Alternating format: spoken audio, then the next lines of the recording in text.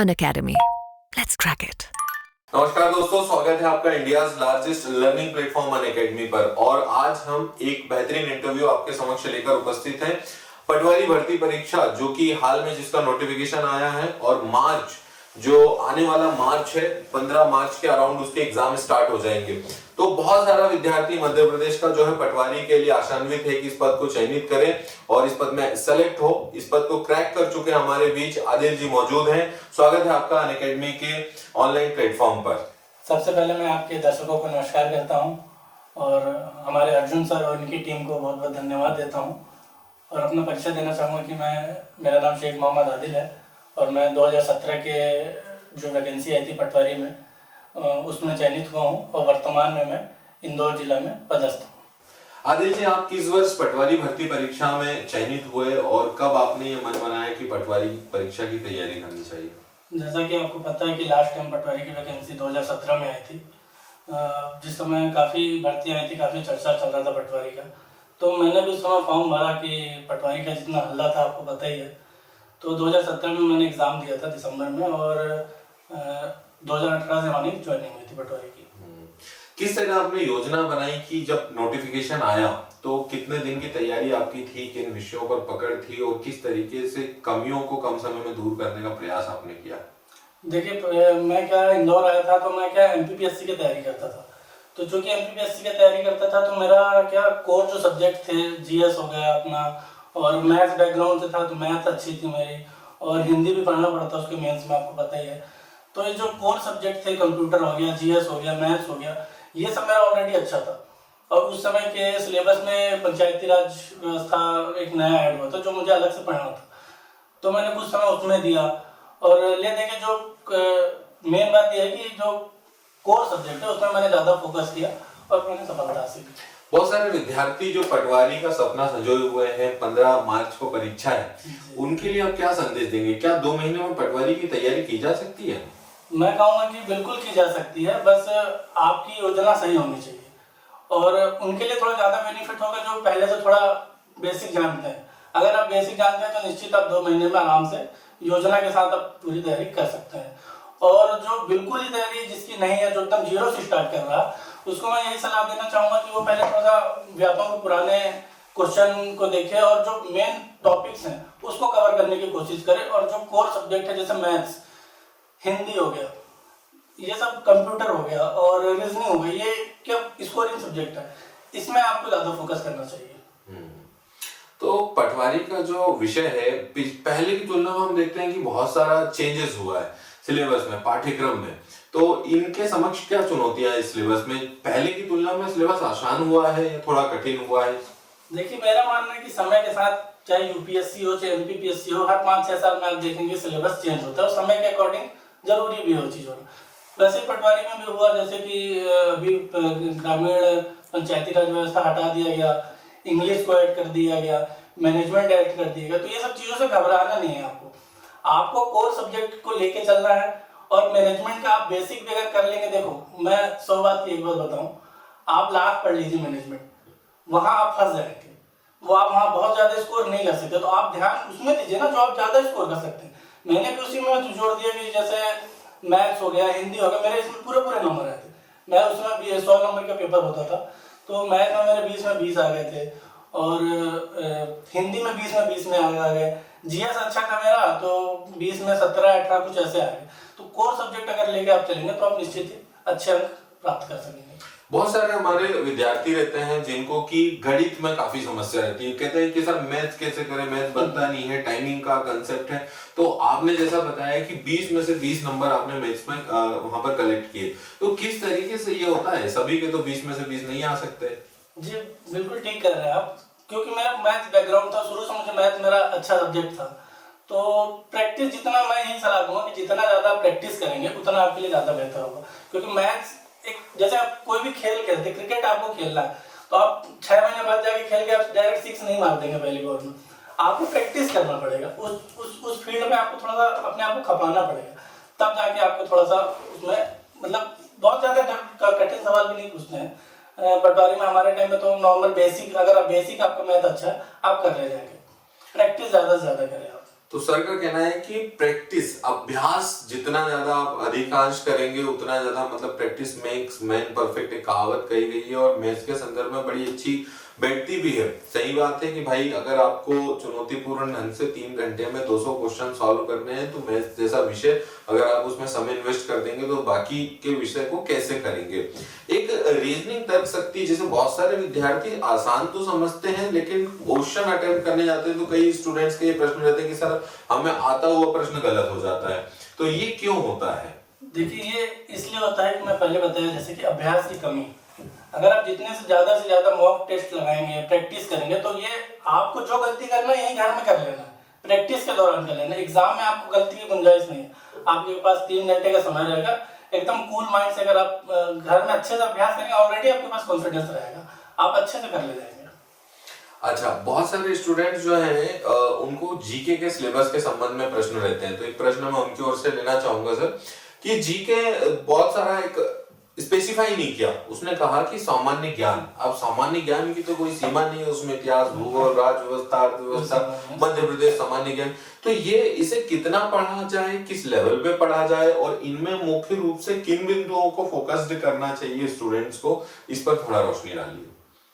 जहां तक मैं जानता हूँ व्यापम को अभी तक का मेरा अनुभव रहा, आप भी इससे एग्री करेंगे कि व्यापम में जीएस में अगर आप जैसे हिस्ट्री हो गया, पॉलिटी हो गया और ये क्या बोलते हैं इकोनॉमिक्स हो गया, ये सब्जेक्ट में आपको नहीं पढ़ना है। अगर आप इस सब्जेक्ट में पढ़ोगे तो इसका कोई अंत ही नहीं है, आप पढ़ते पढ़ते परेशान हो। आपको सबसे ज्यादा फोकस करना है, चूंकि ये एमपी का एग्जाम है, एमपी के जीके में आपको सबसे ज्यादा फोकस करना है। अगर हम ये मान के चलते हैं अगर 25 क्वेश्चन आते हैं जीएस के, तो ये मान के चलिए, ये दावा है मेरा कि 15 से 16, 17, 18 2-4 आगे पीछे हो सकते हैं, एमपी के क्वेश्चन ही रहेंगे और 2-4 हिस्ट्री के, 2-4 पॉलिटी के, वो बेसिक रहता है, वो आप कर ले जाएंगे।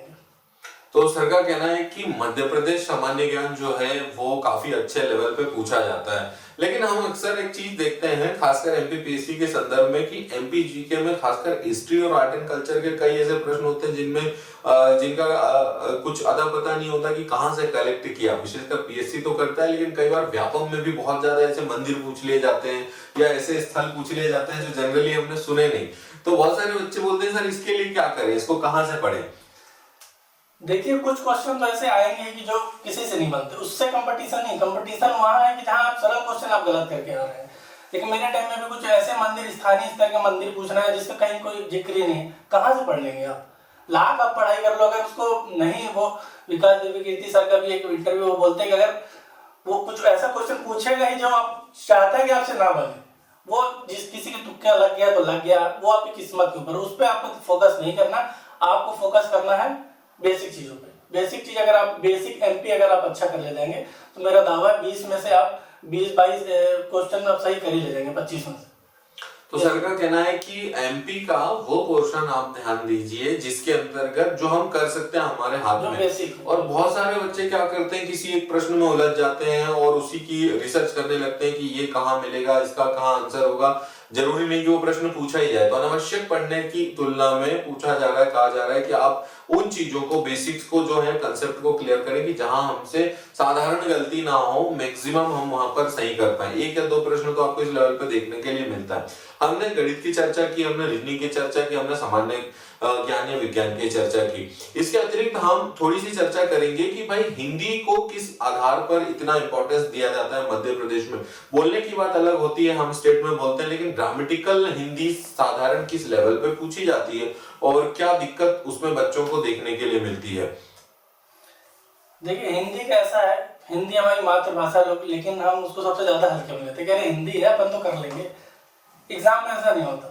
अगर आपको बेसिक नहीं पता, हिंदी का काका ही लोगों को नहीं आता अभी, तो अगर आप प्रैक्टिस करेंगे तो आपको समझ में आएगा कि हिंदी में कैसे क्वेश्चन आते हैं। तो अब यही प्रीवियस ईयर के आप क्वेश्चन पेपर देखिए, व्यापम के बहुत सारे जिसमें एग्जामों में हिंदी आया, वो आप देखेंगे तो आपको समझ में आएगा कि वो पूछता क्या है, उसकी डिमांड है क्या, तो आप इजिली हिंदी की तैयारी कर ले जाएंगे, उसकी डिमांड के अकॉर्डिंग आप तैयारी कर ले जाएंगे।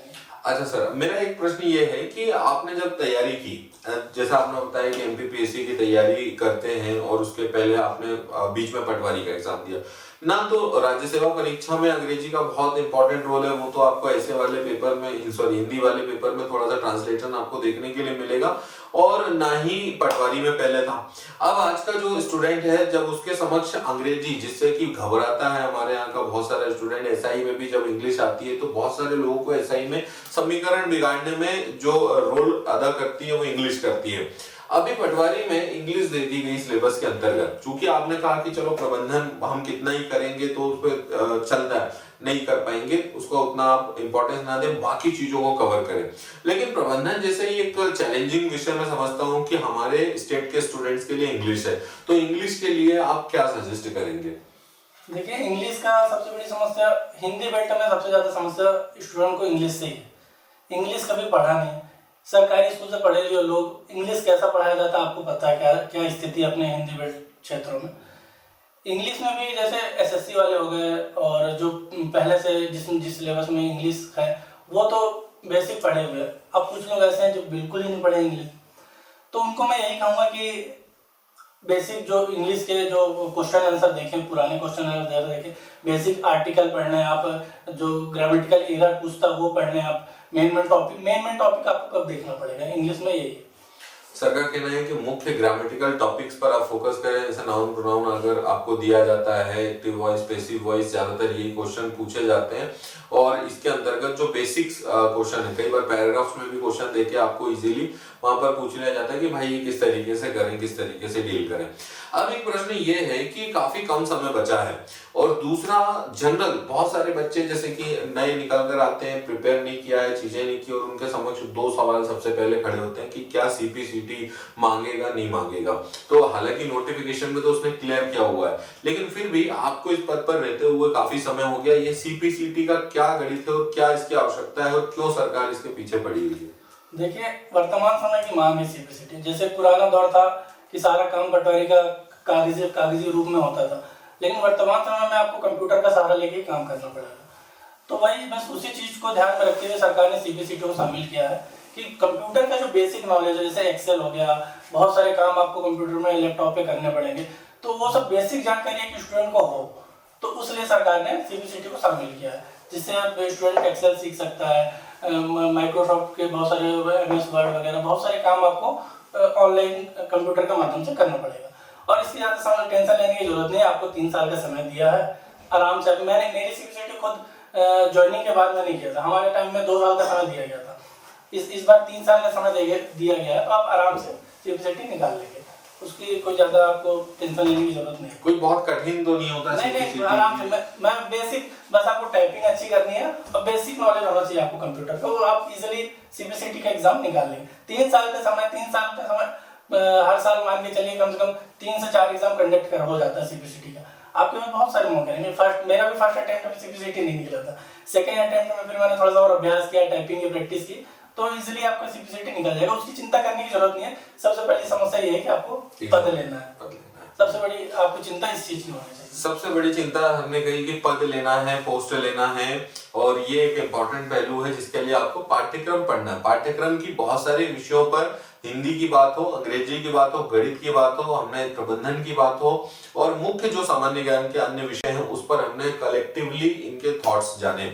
दूसरा एक क्वेश्चन हमारे समक्ष आता है बहुत सारे स्टूडेंट्स के लिए कि वो ये कहते हैं कि सर हम क्या बुक्स रिफर करें, किससे पढ़ें, क्योंकि कई बार हम देखते हैं कि स्टैंडर्ड मानक किताबें हमारे पास नहीं होती हैं, या होती हैं तो सजेशन नहीं होते कि एक्चुअल में क्या पढ़ना है। एक एक विषय के लिए 50-50 किताबें आ रही हैं, हर कोई जो है अलग अलग सब्जेक्ट पर 10-10, 20-20 किताबें लिख दे रहा है। तो आपने कैसे इसकी तैयारी की, किन बुक्स को आप आज के विद्यार्थी को रिफर करना चाहेंगे कि हाँ ये आप पढ़ सकते हैं और इसके ऑप्शंस के तौर पे भी ये चीजें देख सकते हैं? वैसे तो मार्केट में बहुत सारी बुक्स अवेलेबल है, लेकिन मैं क्या खुद के नोट्स बनाता था। हर सब्जेक्ट की आप एक स्टैंडर्ड बुक रखिए और खुद के नोट्स बनाइए, वो क्या रिवीजन करने में बहुत आसानी रहती है। मैं हमेशा नोट्स खुद के बनाता हूँ, ज्यादा नोट्स के पीछे भागना नहीं करें, ये वाले कोचिंग के भी ले लो, वो वाले कोचिंग के भी ले लो, बर्बाद हो जाओगे आप। मैंने क्या 4-5 साल पहले से जब मैं तैयारी शुरू कर रहा था, तो मेरी आज भी वही नोट्स चल रही है। मैं आज भी यूपीएससी की तैयारी करता हूँ, मेरे आज भी वही नोट्स एकदम चल रहे हैं। तो आपको क्या खुद के नोट्स रहेंगे तो आपको रिवीजन करने में वो आसानी रहेगी। और जैसे एमपी के लिए सबसे अच्छी बुक मैं अगर कोई मानता हूँ, तो जब मेरे को लगता है कि महावीर पब्लिकेशन की जो मानचित्र वाली वो पतली वाली लीजिएगा, जो अभी क्या 2-3 महीने का समय है, वो आप अच्छे से कवर कर लीजिएंगे, उससे बाहर ज्यादा क्वेश्चन आएंगे नहीं एमपी के लिए। और बाकी मैथ्स के लिए तो आपको ये RS अग्रवाल चलते हैं, और ये हो गया मैनेजमेंट तो खैर मेरे लिए भी नया है, वो आपको यूट्यूब में बहुत सारे टॉपिक्स मिल जाएंगे मैनेजमेंट के। और बाकी नोट्स बनाइए, मेरे हिसाब से वो ज़्यादा बेहतर है। सर का कहना है कि आप सेल्फ नोट्स बनाएं, जैसे कि हम लोग आपको YouTube पर ऑलरेडी पढ़ा रहे हैं, अनअकैडमी पर सारे टीचर्स पढ़ा रहे हैं, वो भी सजेस्ट करते हैं, प्रॉपर आपको PDF नोट्स दिए जाते हैं, उन पर आप शॉर्ट नोट्स बनाएं। अगर बुक्स के लिए तो RS अग्रवाल जो एक बड़ा लोकप्रिय किताब है, जैसे कि हम भारतीय राज्य व्यवस्था लक्ष्मीकांत को देखते हैं, वैसे ही गणित में हमने देखा है कि RS अग्रवाल काफी लोकप्रिय रहा। उसके अलावा आप इंग्लिश के लिए जो है कई किताबें आती हैं मार्केट में, उसको देख सकते हैं। अब मेरा एक प्रश्न ये है सर कि काफी सारे स्टूडेंट्स जो हमारे यहाँ अनअकैडमी पर पढ़ रहे हैं, और चूंकि इंडिया का लार्जेस्ट प्लेटफॉर्म है, MP का बहुत सारा बच्चा जो अनअकैडमी पर है, क्या चीजें आप देखते हैं कि अनअकैडमी बच्चों के लिए करता है, और दूसरा उनको यहाँ क्या बेनिफिट्स आपके अकॉर्डिंग दिखाई देते हैं? देखिए, अनअकैडमी के बारे में यही कहूँगा कि शिक्षा के क्षेत्र में क्रांति लाने वाला प्लेटफॉर्म अनअकैडमी है। वर्तमान दौर में हम देखते हैं कि बहुत सारे लोग जिनकी आर्थिक स्थिति अच्छी नहीं है, वो इंदौर आके तैयारी नहीं कर सकता। बहुत सारी महिलाएं जिनको घर से निकलने नहीं दिया जाता, तो अनअकैडमी एक ऐसा प्लेटफॉर्म है जो आर्थिक रूप से जो सक्षम नहीं है, इंदौर आके तैयारी नहीं कर सकता, मतलब घर बैठे न्यूनतम शुल्क में आपको तैयारी करने के लिए एक प्लेटफॉर्म दे रहा, और मेरे ख्याल से बहुत अच्छा प्लेटफॉर्म है। मैंने खुद बहुत सहारा लिया अनअकैडमी का, आज भी लेता हूँ मैं। मेंस के बहुत सारे टॉपिक मेरे पास अनअकैडमी के माध्यम से मैं आज भी उसका सहारा लगातार ले रहा हूँ। ठीक है सर, ने जैसा अभी एक जिक्र कर दिया है कि मेंस के लिए वो सहारा ले रहे हैं और अनअकैडमी पर काफी सारा रेफरेंस लेते हैं, तो हम एक चर्चा करेंगे। बहुत सारे स्टूडेंट्स के मन में प्रश्न हमारे, क्योंकि प्रदेश में अधिकांश विद्यार्थी जो कि सरकारी नौकरी की तैयारी करता है मध्यम या सामान्य परिवार से आता है। बहुत बड़े परिवारों के लड़कों को तो हमने नहीं देखा उतना गवर्नमेंट एग्जाम्स में जाते हैं, लेकिन अधिकांश वर्ग जो हमारा सरकारी की तैयारी करता है उनमें एक चीज रहती है कि हाँ, डिप्टी कलेक्टर बनना है, DSP बनना है, MPPSC की तैयारी करना है, और उसके बाद कई ऐसे नोटिफिकेशन आते हैं, बहुत सारी चुनौतियां होती है, 1 साल 2 साल का समय होता है, और उसके बाद ये चीजें होती हैं कि न्यायपालिका के केसेस में चीजें उलझ जाती है, राजनीतिक पहलुओं में उलझ जाती है। उस बीच एक होप रहती है कि कोई वनडे एग्जाम हो जाए और उसमें कोई ना कोई जॉब सिक्योरिटी हो, और फिर हम आगे का देखेंगे। तो कंबाइन बहुत सारा जो MPPSC के स्टूडेंट के पर्सपेक्टिव में है कि वो सोचता है कि PSC करें, बीच में ये एग्जाम आगे इसको दे, तो उसको आप कैसे कहेंगे कि क्या डील करना चाहिए उसे ऐसी सिचुएशन में? देखिए, कोई भी एग्जाम है, जैसे कि अभी पटवारी का एग्जाम आया, तो अगर आप MPPSC की तैयारी कर रहे हैं तो कोई बहुत ज्यादा अंतर नहीं है, आपको बस 1-2 सब्जेक्ट अलग से करने पड़ेंगे। मेरा भी सिलेक्शन हुआ, मैं भी उसमें PSC की तैयारी ही कर रहा था। PSC की तैयारी करते करते आपका बेसिक चीजें, सारी चीजें क्लियर हो जाती है। बस कुछ जैसे अभी मैनेजमेंट आ गया है, इंग्लिश आ गया, तो 1-2 सब्जेक्ट में आपको थोड़ा सा फोकस करना पड़ेगा, बाकी चीज तो आपकी ऑलरेडी अच्छी है। तो दोनों साथ साथ आप देखो, अलग नहीं रख सकते कोई भी एग्जाम को। MPPSC तैयारी पढ़ तो GS ही रहे हो ना भाई, कोई अलग दुनिया से तो नहीं आ गया, GS ही पढ़ रहा हो। मैथ्स आपका बेसिक अच्छा लगाते ही हो गया, सेकेंड क्योंकि प्री में भी रहता है, मैथ्स हो गया, हिंदी मेंस में आप पढ़ते ही हो MPPSC में, तो 1-2 सब्जेक्ट छोड़ के बाकी सारी चीजें MPPSC में भी वही सिलेबस है। लगातार आप अगर अभ्यास करेंगे तो दोनों तैयारी साथ साथ। अब आपका फिर मैनेजमेंट कैसा है, आपका प्लानिंग आपको थोड़ा शेड्यूल में निकालना पड़ेगा, थोड़ा समय देना पड़ेगा पटवारी के लिए अलग से, तो आप निश्चित ही दोनों एक साथ कर ले जाएंगे।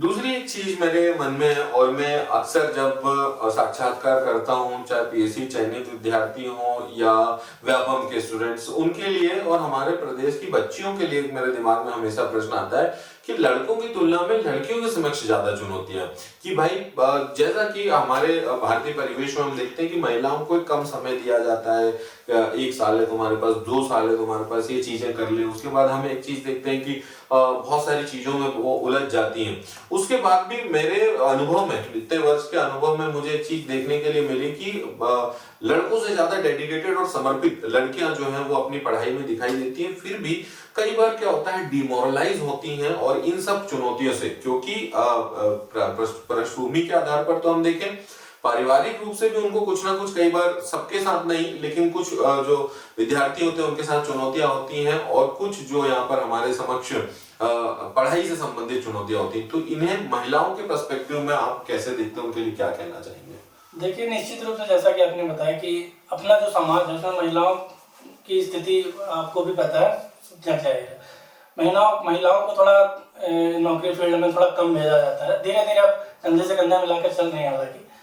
तो उनके समय चुनौती तो रहती है क्योंकि उनको ज़्यादा समय दिया नहीं जाता, उनके ऊपर शादी का बोझ रहता है कि अरे जल्दी शादी कर देंगे, जल्दी शादी कर देंगे, 1 साल 2 साल का समय रहता है। तो निश्चित उनके पास चुनौती तो है, ये सब चुनौतियों को दरकिनार करिए, फोकस करिए, निश्चित आप निकाल ले जाएंगे। और बहुत ज़्यादा कठिन एग्जाम नहीं है वो, ये जो इतना हुआ बना दे बहुत कठिन है, ये कुछ कठिन नहीं। आप एकदम लगातार, अगर अभी भी 3 महीना आपके पास, महिलाओं से विशेष कर मैं बोलूँगा कि अभी भी 3 महीने आपके पास, आराम से आप तैयारी कर ले जाएंगी। समय आपके पास है, आप डेडिकेशन से, समर्पण से, और हारा वही जो लड़ा नहीं वाली बात है कि आपको लड़ना होगा, फाइट करनी होगी, समय के साथ चलना होगा और थोड़ा सा एफर्ट अधिक लगाना होगा।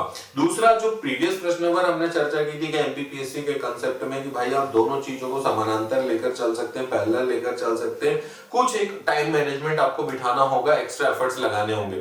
क्योंकि मैंने भी ये बात आपसे कही कि भाई एमपीपीएससी प्रीलिम्स आपको शेड्यूल किया गया मई में, और मई में होगा, चलो मान लेते हैं कि होगा, तब भी आपके पास समय है अभी 5 महीने, आप मार्च में इस एग्जाम को निकालने के लिए फोकस भी कर सकते हैं। क्योंकि मई में एग्जाम होगा तो मार्च से लेकर 2 महीने आपको फिल्म्स के लिए पक्का पूरे फिल्म्स को समर्पित मिलेंगे, और यहाँ पर भी आप काफी सारी चीजें फिल्म्स की क्लियर कर रहे होंगे। दूसरा, 1 या 2 प्रश्न हमारे और हैं सर से जो पूछना चाहेंगे। बहुत सारे स्टूडेंट्स आते हैं जो पूछते हैं कि सर पटवारी का ये वेतनमान वगैरह क्या होता है और किस तरीके से इसका पे स्केल होता है। देखिए, वेतनमान पे तो मैं यही बोलूँगा कि जैसे 2100 ग्रेड पे होता है पटवारी का, और उसके अलावा अदर अलाउंस मिलते हैं वगैरह, जैसे डीए हो गया, एचआरए हो गया, और बहुत सारे अलाउंस मिलते हैं। तो ले दे के आपको 30,000 के अंदर अंदर में आपकी स्टार्टिंग सैलरी रहती है, और हर साल इंक्रीमेंट लगता है, वो लगातार बढ़ता रहता है। तो वेतन का तो मत सोचिए, आप तो सबसे पहले ये सोचिए कि आपको एक पोस्ट लेनी है, वही आपके जो बेरोजगारी का दौर चल रहा है वही दूर कर पाएगा पटवारी की वैकेंसी जो अभी आई है। और इसके बाद दोबारा ये वैकेंसी आएगी नहीं, ये मैं दावे के साथ कहता हूँ, क्योंकि इतनी बम्पर वैकेंसी दोबारा नहीं आने वाली। तो इसलिए आप सोचिए, वेतन का छोड़िए, सबसे पहले तो ये सोचिए कि बेरोजगारी का जो टैग है वो आपके ऊपर से हट जाए। देखिए, सर ने बहुत अच्छी बात की कि अवसर बार बार नहीं आते, चूको मत। 2017 में भर्ती आई थी और 23 में परीक्षा हो रही, 6 ही साल हो गए लगभग, है ना। चुनाव भी 5 साल में एक बार होता है, यहाँ पटवारी की भर्ती 6 साल में हो रही है, तो आप उसके लिए तैयार रहें। अगली बार कब होगी पता नहीं। और बड़ी डिमांड होती है हमारे समाज में सरकारी नौकरी वालों की, है ना, हर तरीके से। तो तनख्वाह पे मत जाएं, टैग आपके लिए, जैसा सर ने कहा, वो बड़ा इंपॉर्टेंट है कि गवर्नमेंट टैग आपके पास एक लग जाता है कि हाँ ये गवर्नमेंट एम्प्लॉय है। तनख्वाह कोई नहीं पूछता, उसके बाद तनख्वाह प्राइवेट वालों की पूछी जाती है हमारे जो सामाजिक परिदृश्य में हम देखें। तो सर एक प्रश्न था कि नॉर्मलाइजेशन क्या होता है, आपके समय नॉर्मलाइजेशन था और क्या चीज है ये। देखिए कि जैसे अपन जानते हैं कि व्यापम के ज्यादातर एग्जाम शिफ्ट वाइज होते हैं, तो अगर किसी शिफ्ट में पेपर बहुत कठिन आ गए तो भाई उस शिफ्ट के बच्चों का तो ज्यादा सिलेक्शन हो नहीं पाएगा। अगर किसी शिफ्ट के क्वेश्चन बहुत आसान हो गए तो उसमें तो ज्यादा सिलेक्शन हो जाएगा बच्चों का। तो यही सब समस्याओं को दूर करने के लिए नॉर्मलाइजेशन की प्रक्रिया लाएगी शासन के द्वारा कि सभी को एक पैमाने पे रखा जा सके, इसलिए नॉर्मलाइजेशन लाई गई। जिस शिफ्ट में पेपर कठिन होता है उसमें 1-2 नंबर बढ़ भी सकते हैं, जहाँ सरल होता है वहाँ 1-2 नंबर कम भी हो जाते हैं। तो ये सबको एक लेवल में लाने के लिए नॉर्मलाइजेशन की प्रक्रिया शासन के द्वारा लाई गई है। तो सर ने कहा कि भाई सही बात है, अब लाखों विद्यार्थियों का एग्जाम एक साथ तो कराया नहीं जा सकता, अब लेकिन क्या कठिन है क्या सरल, ये तय करना भी बहुत मुश्किल होता है। इसलिए नॉर्मलाइजेशन की प्रक्रिया कहीं ना कहीं बहुत सारे लोग उस पर प्रश्न चिन्ह भी उठाते रहे। ठीक, आप ऐसे ही समझिए कि क्रिकेट में डकवर्थ पुलिस का नियम होता है, कुछ उसी प्रकार से हमारे नॉर्मलाइजेशन का प्रोसेस है। तो मेरा ख्याल है कि काफी सारे विषयों पर हमने चर्चा की, और बहुत सारे जो क्वेश्चंस हमारे चाहे महिलाओं के संदर्भ में, पुरुषों के संदर्भ में, सिलेबस के संदर्भ में, एमपीपीएससी के ज्वाइंट कंसेप्ट में हो, सीपीसीटी के संदर्भ में हो, नॉर्मलाइजेशन के संदर्भ में हो, या एक पर्टिकुलर विषय के संदर्भ में हो, कैसे अपने आप को मोटिवेट करें, किस तरीके से चीजों को डील करें, किस तरीके से बारीकी से पहलू को करें, इवन यहाँ तक हमने ग्रेड पे तक की बात की सर से। और अंतिम संदेश के रूप में मैं चाहूंगा सर, आप हमारे विद्यार्थियों को, खासकर मेरे बहुत सारे विद्यार्थी जो यूट्यूब में भी, जिनको मैं मेहनत कर रहा हूँ मैनेजमेंट पढ़ाने की, मध्य प्रदेश पढ़ाने की, और हमारी टीम जिनके अंतर्गत पटवारी का कोर्सेज इनको दिया जा रहा है, आशा रहेगी कि ये बहुत जल्दी चयनित होंगे इस भर्ती में काफी सारे अनअकैडमी के स्टूडेंट्स, उनके लिए अंतिम क्या संदेश देना चाहेंगे। देखिए, मेरा संदेश यही है, जैसे कि अपन ने चर्चा में अभी बात भी की कि 3 महीने का समय है आपके पास, बिल्कुल फोकस हो जाइए। और जो वर्तमान समय में सबसे बड़ी समस्या जो है स्टूडेंट के साथ, उनका भटकाव, उससे बचना है आपको। अभी सोशल मीडिया सब छोड़ दीजिए, ऐसा प्लेटफॉर्म 3 महीने अगर आपने अच्छे से तैयारी कर ली तो निश्चित आपको सफलता मिलेगी। इसलिए फोकस हो जाइए, मेन कोर सब्जेक्ट पर ज़्यादा ध्यान दीजिए, और जो अदर सब्जेक्ट है जैसे मैनेजमेंट हो गया, इंग्लिश है, इसमें आप थोड़ा कम भी ध्यान देंगे ना तो भी चल जाएगा। क्योंकि ये मान के चलिए आपको अगर 200 नंबर का पेपर हो रहा, आपको ये मान के चलना है कि आपको 160 या उससे ऊपर ही लेके आना, तो आपको सिलेक्शन हो पाएगा। क्योंकि इस बार मान के चलिए लाखों लोग फॉर्म भरते हैं, हमारे टाइम में 10 से 11 लाख लोगों ने एग्जाम दिया। इस बार मैं पूरी उम्मीद है कि 15 लाख के आसपास पहुंचेंगे। इसलिए आपको उन लोगों से जीतना है, यहाँ एग्जाम पास करना नहीं है, 10वीं 12वीं का एग्जाम नहीं है ये। इसलिए पूरी तरह से आप फोकस हो जाइए, आपको एक पद लेना है।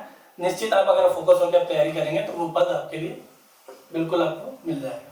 तो सर एक प्रश्न और हमारे दिमाग में आया, और ये प्रश्न ये है कि पटवारी का जो जॉब होता है, ये तो चलिए हमने बात की कि कैसे सेलेक्ट होंगे और कैसे प्रशासन में जाएंगे, हम चले गए, लेकिन बहुत सारी चुनौतीपूर्ण जॉब होती है। और एक हमने बीच में देखा कि पटवारी संघ हड़ताल भी कर रहा था, तो शासन से कैसे कोऑर्डिनेशन होता है, क्या चुनौतियां इस जॉब में, क्या आप फेस करते हैं, ये थोड़ा सा एक्सप्लेन करें। देखिए, पटवारी का जो पद है वो राजस्व विभाग के अंतर्गत आता है, और इसमें सबसे महत्वपूर्ण पद ये है कि ये शासन और जनता के बीच में डायरेक्ट एक कड़ी का काम करती है। जो शासन की विभिन्न योजनाएं हैं उसको डायरेक्ट जनता तक कौन लेके जाएगा, पटवारी के माध्यम से उसका इम्प्लीमेंटेशन होता है। और पटवारी जिस एरिया में भी है वो डायरेक्ट वहाँ कलेक्टर और एसडीएम एज ए प्रतिनिधि के रूप में कार्य करता है। तो इसमें बहुत सारी चुनौतियां हैं, बहुत इसकी डाइवर्सिटी बहुत है। बहुत सारे स्वास्थ्य विभाग में भी आपको उसके आपके क्षेत्र में अगर कुछ होता है तो वहाँ भी आपको काम करना है, लॉ एंड ऑर्डर में भी आपको काम करना है, और शासन की विभिन्न योजनाएं हैं उसके अंतर्गत भी आपको उसका क्रियान्वयन करना है, सुनिश्चित करना है। और तहसील जैसे चुनौतियों के रूप में जैसे मैं देखता हूँ कि सबसे बड़ा जो मेन काम है वो मैनेजमेंट। अगर आप मैनेजमेंट जान गए ना तो आप पटवारी की नौकरी कर ले जाएंगे, क्योंकि उसमें ये रहता है कि तहसीलदार कुछ अलग काम बता रहा है, एसडीएम साहब का भी कुछ अलग काम बता रहे हैं, उसी दिन आरआई साहब बोल रहे हैं कि यहाँ जो यहाँ खेत की नब्ती करनी है, और ग्रामीण क्षेत्र में जो जनप्रतिनिधि रहते हैं उनका अलग दबाव रहता है। तो इन सब चीज़ों को आपको मैनेजमेंट करते हुए चलना है। अगर वो आपको आ गया तो आराम से आप इजिली पटवारी की नौकरी कर ले जाएंगे। सर ने बताया कि जनप्रतिनिधियों से लेकर ब्यूरोक्रेट्स तक का बहुत सारा एक प्रेशर रहता है, और एक जिम्मेदार पद है, और जो जिम्मेदार होता है अपेक्षा उसी से होती है कार्य की। तो ये सारी चुनौतियां हैं। और एक हमने एक चीज देखी कि बहुत सारे लोग काफी ज्यादा पैनिक होते हैं इस तरीके की जॉब्स में, कर नहीं पाते हैं ना। एक चीज देखी कि काफी ज्यादा परेशान रहते हैं, चुनौतियों से घबरा जाते हैं व्यवहारिक पक्ष में। और हमारे पास भी कई सारे विद्यार्थी रहते हैं कि सर मजा नहीं आ रहा है जॉब में, ये दिक्कत जा रही है। तो ऐसा क्यों करते हैं ये लोग? देखो, चुनौतियां व्यक्तित्व किसी इंसान के व्यक्तित्व को निखारती है, मैं तो ये मानता हूँ। अगर आपके सामने चैलेंजेस है तो उसको आप अवसर की तरह, आप जैसे प्रधानमंत्री जी ने भी कहा कि आपदा को आप अवसर में बदलिए, तो वैसे चुनौतियों को आप सामना किस तरह से, वही तो आपके व्यक्तित्व को निखार देगा, वही तो आपको बताएगा कि आपके पास कितनी क्षमता है कि आप उस कार्य को कैसे कर पा रहे हैं। अगर आप चुनौतियों से घबरा के पीछे भाग जाएंगे तो शासन में ऐसे लोगों की जरूरत नहीं है। चलिए, बहुत अच्छी बात आपने कही कि चुनौतियों में निखरता है व्यक्ति, और निखरता है जो बिखरता है वही निखरता है। अवसर को जो है आपदा को अवसर में बदलिए। और हमने जो चुनौती हो सकती है पटवारी जॉब में वो भी आपके समक्ष रखी, इसके वेतनमान की, इसकी पूरी प्रक्रिया, चयन होने के विषय और सभी विषयों पर हमने चर्चा की। फिर भी कोई प्रश्न अगर चूकता है तो कमेंट बॉक्स में, जब वीडियो आपके समक्ष है तो आप जरूर उसमें पूछ सकते हैं। भविष्य में आपके प्रश्नों को सॉल्व करने का प्रयास करेंगे। आप सभी ने धैर्य के साथ इस इंटरव्यू को सुना, बहुत सारा स्नेह प्यार, और वीडियो को लाइक जरूर करें। Thank you sir. धन्यवाद।